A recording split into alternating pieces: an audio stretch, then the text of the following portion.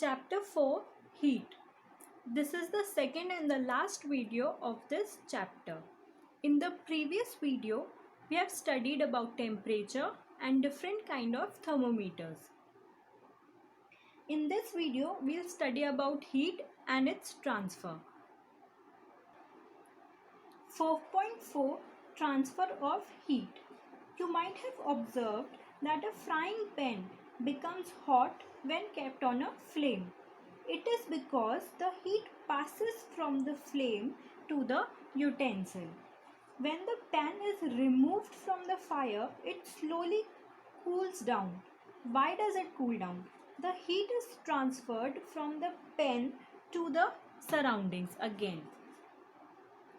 So, you can understand that in both the cases, the heat flows from a hotter object to a colder object.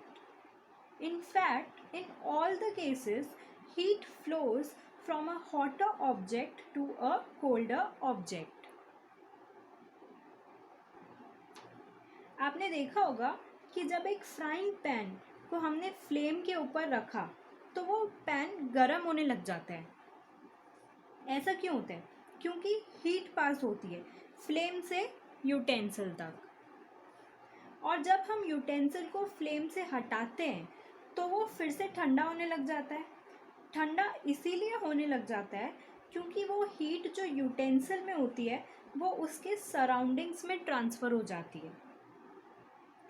तो इन दोनों ही cases में हमने ये देखा कि हीट हॉट ऑब्जेक्ट से कूल ऑब्जेक्ट की तरफ फ्लो करती है. इनफैक्ट सारे केसेस में हीट हॉट ऑब्जेक्ट से कूल ऑब्जेक्ट्स की तरफ फ्लो करती है. इसको समझने के लिए एक एक्टिविटी कर सकते हैं. एक्टिविटी 4.6. टेक अ रॉड और flat strip of a metal, say of aluminium or iron. Fix a few small wax pieces on the rod. These pieces should be at nearly equal distance. Clamp the rod to a stand. If you do not find a stand, you can put one end of the rod in between two bricks. Now, heat the other end of the rod and observe. What happens to the wax pieces? Do these pieces begin to fall?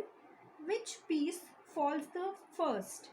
Do you think that heat is transferred from the end nearest to the flame to the other end?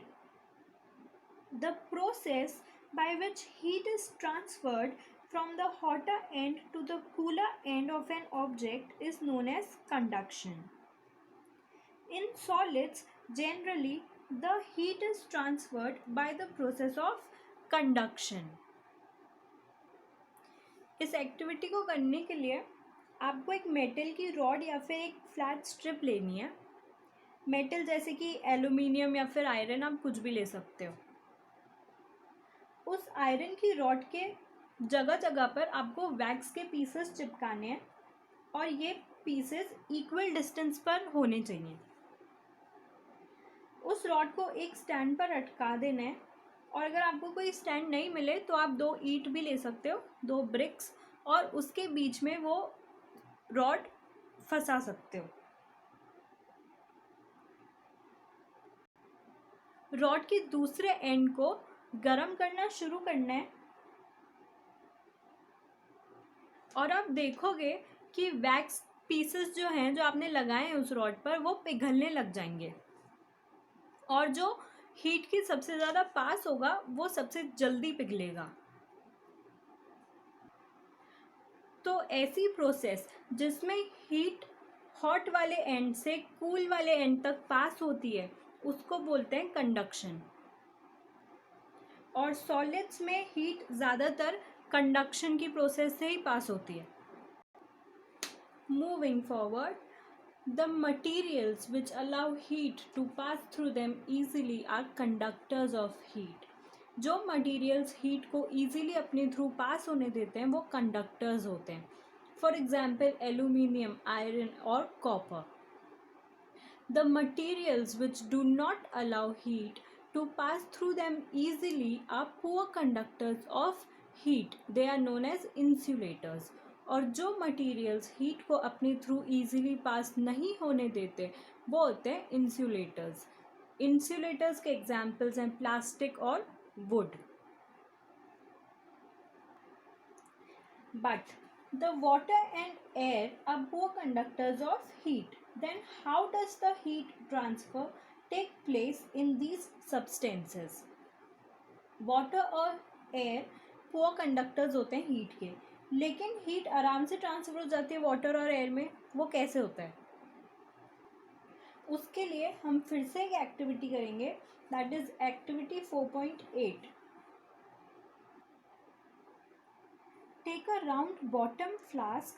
If flask is not available, a beaker can be used. Fill it 2/3 with water. Place it on a tripod. Or make some arrangement to place the flask in such a way that you can heat it by placing a candle below it. Wait till the water in the flask is still.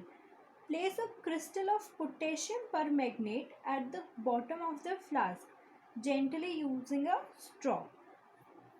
Now, heat the water by placing the candle just below the crystal. Write your observation in your notebook and also draw a picture of your observation.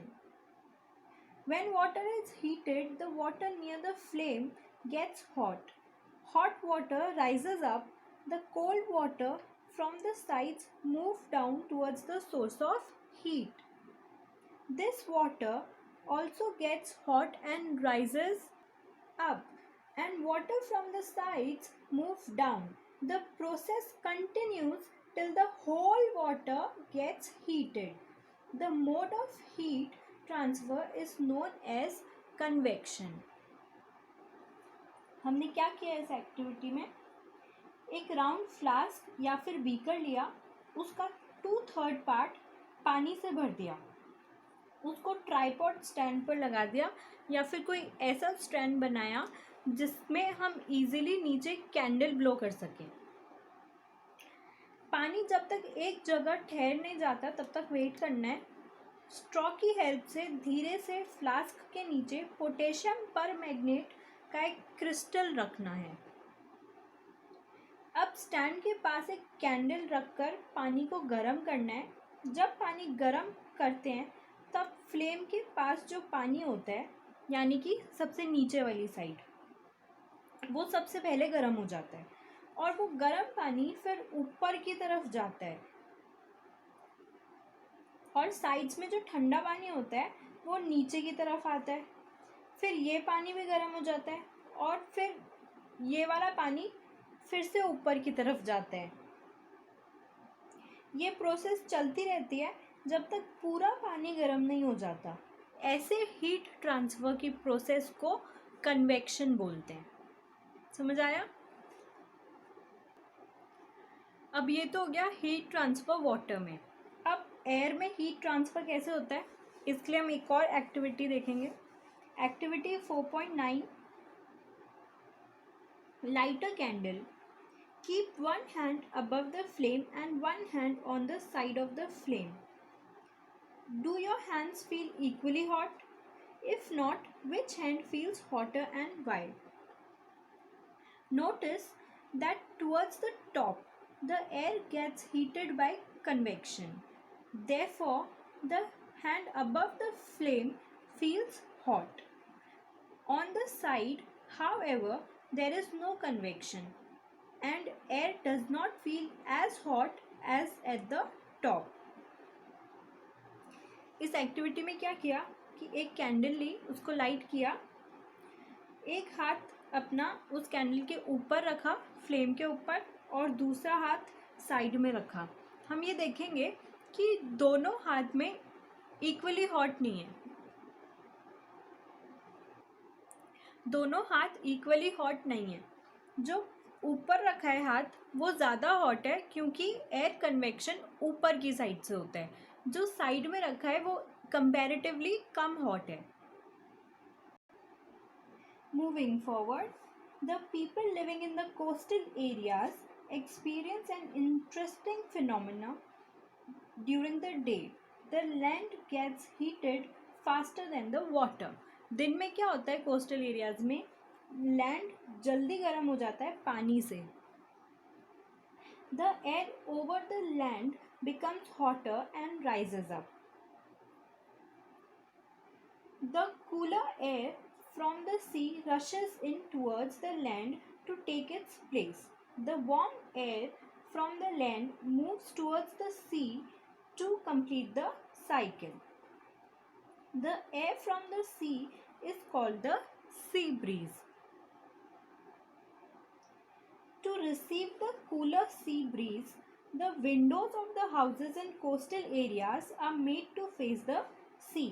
जो coastal areas में घर होते हैं उनके जो Windows होते हैं उनका फेस सी की तरफ होता है ताकि उनको सी ब्रीज ठंडी ठंडी मिले. At night it is exactly the reverse. The water cools down more slowly than the land. पानी जल्दी ठंडा हो जाता है, लैंड को टाइम लगता है ठंडा होने में. So the cool air from the land moves towards the sea. This is called the land breeze. When we come out in the sun, we feel warm. How does the heat from the sun reaches us? जब हम धूप में जाते हैं तो हमको गर्मी लगती है, तो वो हीट, सन की हीट हम तक कैसे पहुंचती है? If cannot reach us by conduction or convection, as there is no medium such as air in the most part of the space between the earth and the sun. From the sun, the heat comes to us by another process called radiation. वो heat हम तक radiation के through पहुंचती है, क्योंकि radiation के through heat को आने के लिए कोई मीडियम की ज़रूरत नहीं होती है. The transfer of heat by radiation does not require any medium. It can take place whether a medium is present or not. When we sit in front of a room heater, we get heat by this process. A hot utensil kept away from the flame cools down as it transfers heat to the surroundings by radiation. ये हमने अभी थोड़ी देर पहले already पढ़ लिया है. Our body too gives heat to the surroundings and receives heat from it by radiation. अपनी body भी सराउंडिंग को हीट देती है और लेती भी है रेडिएशन के through. All hot bodies radiate heat. When this heat falls on some object, a part of it is reflected, a part is observed, and a part may be transmitted. जब heat किसी object पर पड़ती है तो उसका एक part reflect हो जाता है, दूसरा एब्जॉर्ब हो जाता है और तीसरा ट्रांसमिट हो जाता है. The temperature of the object increases due to the absorbed part of the heat. अब क्योंकि ये हीट उस ऑब्जेक्ट ने एब्जॉर्ब भी करी है, इसीलिए वो ऑब्जेक्ट हीट हो जाता है.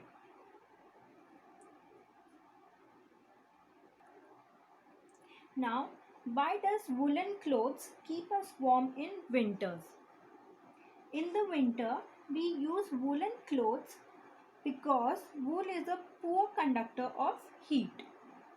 Moreover, there is air trapped in between the wool fibers.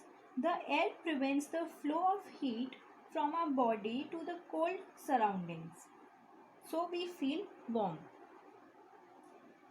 Woollen clothes हम इसलिए पहनते हैं विंटर्स में क्योंकि एक तो वूल पुअर कंडक्टर होता है हीट का, तो अपनी बॉडी की हीट वैसे भी उसके आर पार नहीं जा सकती. दूसरी चीज़, जो वूलन फाइबर्स होते हैं उनके बीच में एयर ट्रैप्ड होती है और एयर भी पुअर कंडक्टर है हीट की, इसलिए एयर भी प्रिवेंट करती है बॉडी हीट को बाहर जाने से, तो इसलिए अपन को वो वार्म रखते हैं क्लोथ्स.